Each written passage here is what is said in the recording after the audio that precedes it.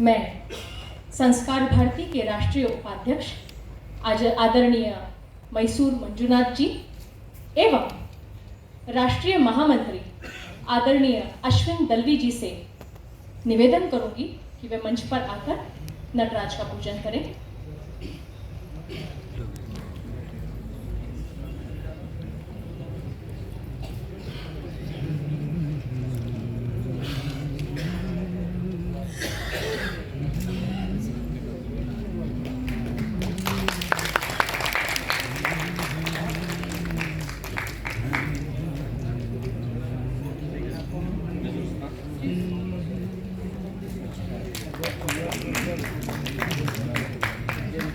अतिथियों से निवेदन है कि आप स्थान ग्रहण करें कृपया। धन्यवाद। और श्री राहुल सोलापुरकर जी को सौंपती हूँ आवश्यक सूचना। इस कार्यक्रम में मध्यांतर नहीं है। साथ ही विनम्र निवेदन है कि आप क्या चलित फोन अर्थात भ्रमण ध्वनि अर्थात मोबाइल फोन मौन कर देवें। बहुत बहुत धन्यवाद। पुणे में कर। नमस्कार। सर्वप्रथम मैं प्रांजलि देशपांडे और मैं राहुल सोलापुरकर पूरे भारत से उपस्थित सभी कला साधकों का पुण्य नगरी पुणे में स्वागत करती हूँ। राष्ट्रीय स्वयंसेवक संघ की दैदीप्यमान कार्य की महती का आज हम राष्ट्र जीवन की भागीरथी इस नृत्य आविष्कार के द्वारा अनुभव करने जा रहे हैं। पूज्य गुरुजी संघ शाखा को राष्ट्र जीवन ऐसा संबोधित करते थे। प्रामाणिकता, निस्वार्थ बुद्धि तथा तन, मन और धन, इन तीन साधनों को दैनिक शाखा में प्राप्त करके इस राष्ट्र जीवन को पुष्ट करना चाहिए, ऐसा वह कहते थे। डॉक्टर केशव बलराम हेडगेवार के भगीरथ प्रयत्नों से निर्मित इस संघ रूपी भागीरथी ने हिंदुस्तान का समाज जीवन पूर्ण रूप से सुजलाम सुफलाम किया है। अभी 2 दिन पहले पुणे की पहचान, जिसे हम दुनिया भर में मशहूर ऐसे गणेशोत्सव संपन्न हुआ। अष्टविनायक की यात्रा करने वाले यहाँ से बहुत लोग जानते होंगे कि 8 में से 6 विनायक पुणे जिले में स्थित है। ये परंपरा जिन्होंने शुरू की वो थे महान तपस्वी मोरया गोसावी जी। इसी कारण भक्तों ने इन्हें घोष वाक्य में स्थान दिया। हम कभी गणपति बाप्पा की जय नहीं कहते, हमेशा कहते हैं गणपति बाप्पा मोरया। संस्कार भारती संगीत, नृत्य, रंगावली, चित्रकला, नाट्य आदि बहुत सारी विधाओं से इसी गणेश जी की हम आराधना हमेशा करते हैं, क्योंकि 14 विद्या और 64 कलाओं की ये देवता है। इसलिए आज के इस अनूठे कार्यक्रम की शुरुआत हम करेंगे गणेश वंदना से। ये गणेश वंदना विवेकानंद केंद्र कन्याकुमारी का जो कार्यक्रम था, तेजोनिधि स्वामी विवेकानंद, उसमें से है। इसकी संगीत रचना डॉक्टर धनंजय दैठनकर ने की है। नृत्य दिग्दर्शन है डॉक्टर स्वाति दैठनकर और इसका स्वर है पंडित रघुनंदन पणशीकर।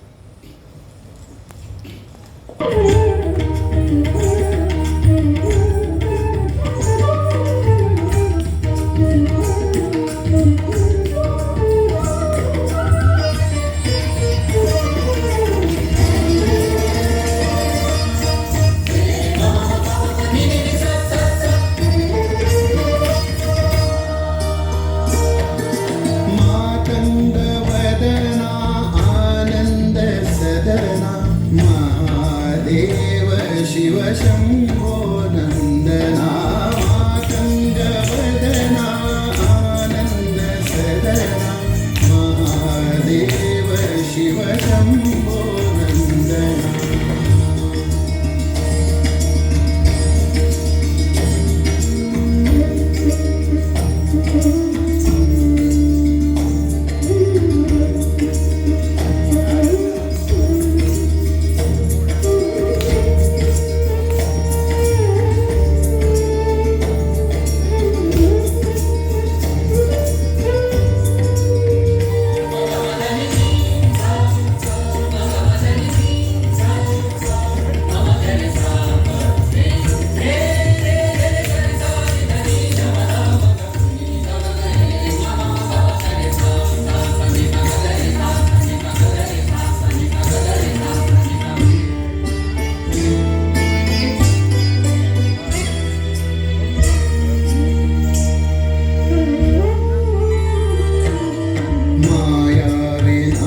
मूषक मूषक वाहन माता महेश्वरी भवानी वंदना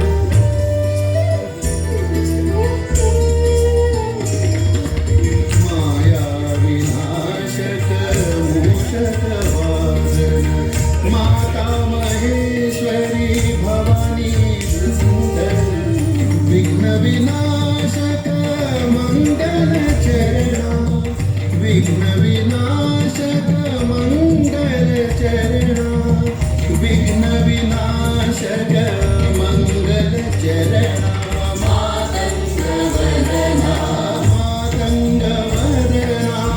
आनंद सदना महादेव शिव शंभो नंदना मातंग वदना आनंद सदना महादेव शिव शंभो नंदना Đi đọc tàu, ta đẩy đẩy tàu, đi tàu tàu, ta đẩy tàu, hạt ta chọn đẩy tàu, chọn đẩy cho cái đẩy, ta đi kia là tàu, ta cái ta đi kia là tàu, ta cái đi kia là tàu, đi của chặt cái đi của chặt cái đi của chặt cái đi của chặt cái trời ơi, cứ ta cái đi kia là tàu đó, đẩy dùng đẩy tàu cái đẩy cái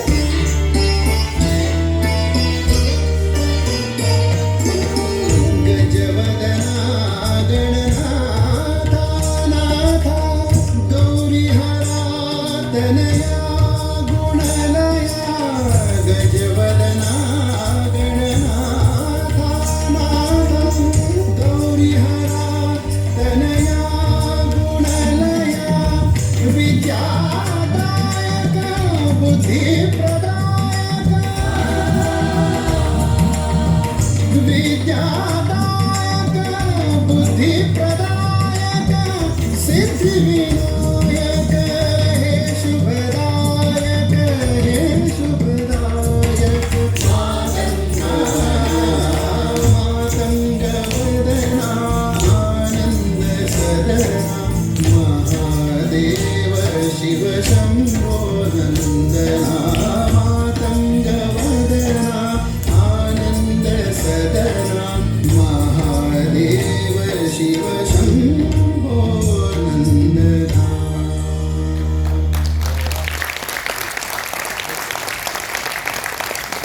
गद्य की 20 पंक्तियां भी पर्याप्त नहीं होती, वह बात पद्य की केवल 2 पंक्तियों में भी प्रभावी ढंग से कही जा सकती है, क्योंकि कविता या गीत दिल को छू जाता है और जब इस पद्य के शब्दों को सुर के साथ मिल जाती है, तब यही पद्य श्रवण सुख का आनंद तो देता ही है, पर भावनाएं जगाने का काम भी करता है।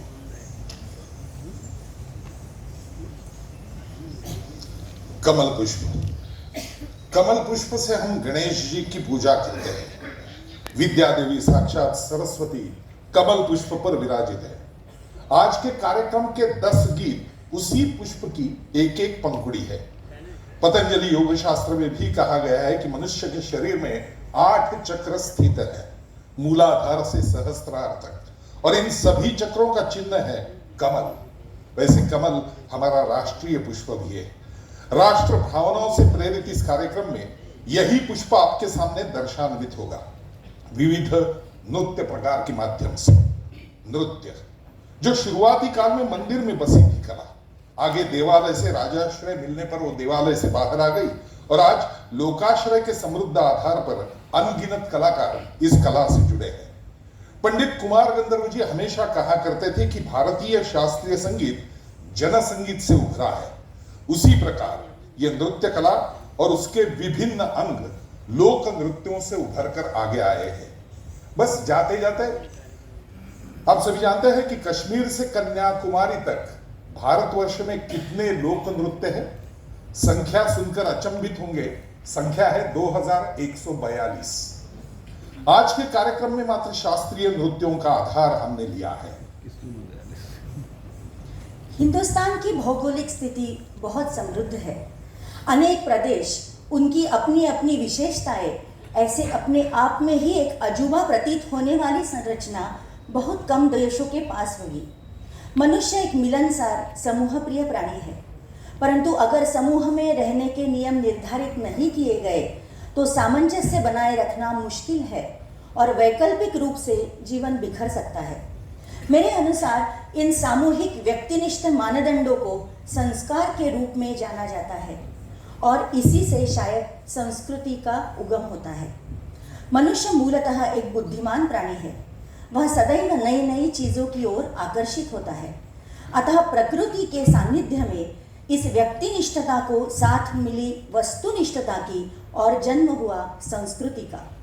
प्रत्येक क्षेत्र की भिन्न भिन्न भौगोलिक संरचना के कारण इस संस्कृति के आयाम बदलते गए, पर कश्मीर से लेकर कन्याकुमारी तक एक धागे ने इस संस्कृति को पिरोए रखा और वह धागा है हिंदुत्व। हिंदू संस्कृति अत्यंत वैज्ञानिक है। इसका प्रमाण हमें छोटी छोटी बातों में मिल जाता है। घर में किसी भी तरह के कीटाणुओं का प्रवेश करने से रोकने के लिए दरवाजे के बाहर रंगोली बनाए, आने पर जूते उतार कर आए, पैर धोकर घर में प्रवेश करे। ये सारे संस्कार नई पीढ़ी को जाचक ना लगे, इस कारण उसे सौंदर्य दृष्टि का साथ देने वाले मनुष्य की बुद्धिमत्ता की सराहना करनी चाहिए और उससे भी आगे सहज बुद्धि, अध्ययन, अवलोकन, सौंदर्य, इनका आविष्कार वस्तुनिष्ठता में हुआ और निर्माण हुई कला। हालांकि मूल एक ही है, पर प्रत्येक क्षेत्र की कला अपने भौगोलिक और सांस्कृतिक संदर्भ से फलती फूलती है। बस आपने जाते जाते जिक्र किया, इसलिए कहना पड़ेगा, जूते उतारना, हाथ पांव धोकर अंदर आना घर में, या फिर जो भी चीजें अलग अलग आजकल हम नमस्कार करने लगे हैं, पहले से हम करते थे। कोविड के बाद दुनिया ने यह स्वीकार किया कि यही संस्कार पहले से जो शुरू है वो आज हमारे अपनाने चाहिए। इस संस्कृति और संस्कार की शुरुआत जो होती है वो हमेशा माँ की कोख से होती है। माँ एक ऐसी धारणा जो हर जीवित मात्र प्राणी मात्र अपने जन्म से मृत्यु तक कभी उससे अलग नहीं हो सकता। हमारे हिंदू धर्म की परंपरा में माँ का स्थान सर्वोच्च है। ऋग्वेद का प्रथम वचन है मातृ देवो भव।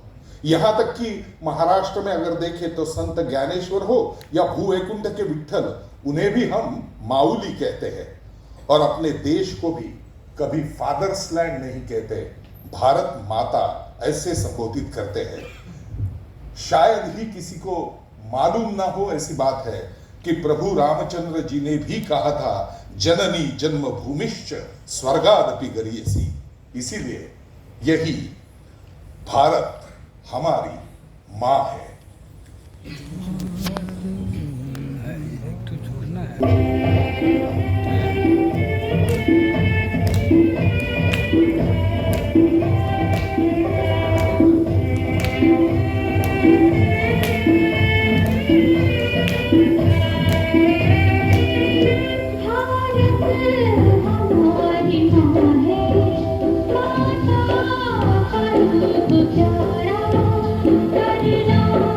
इसी की रक्षा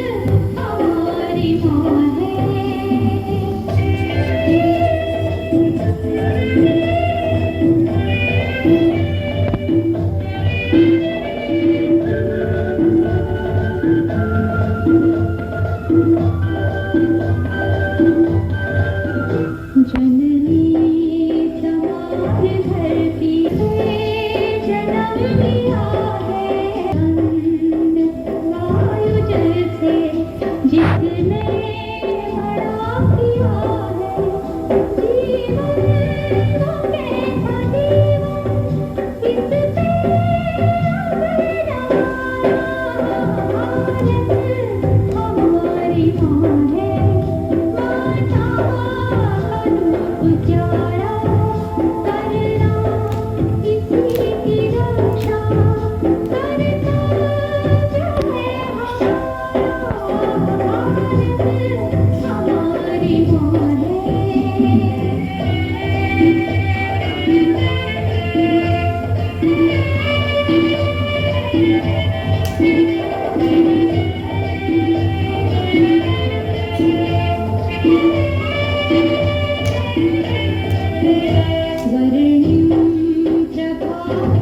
की हम लुटाने आए जहाँ सांझ मुस्कुराकर दिन की थकन मिटाए दिन रात का चरण भी जहाँ टेक जगत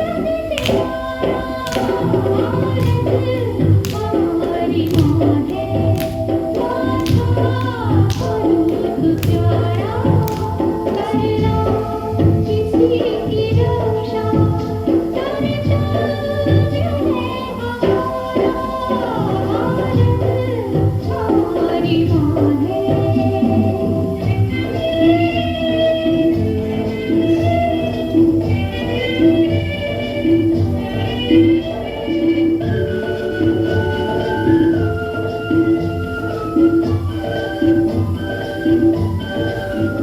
जहाँ घाम भी बगावत भीगी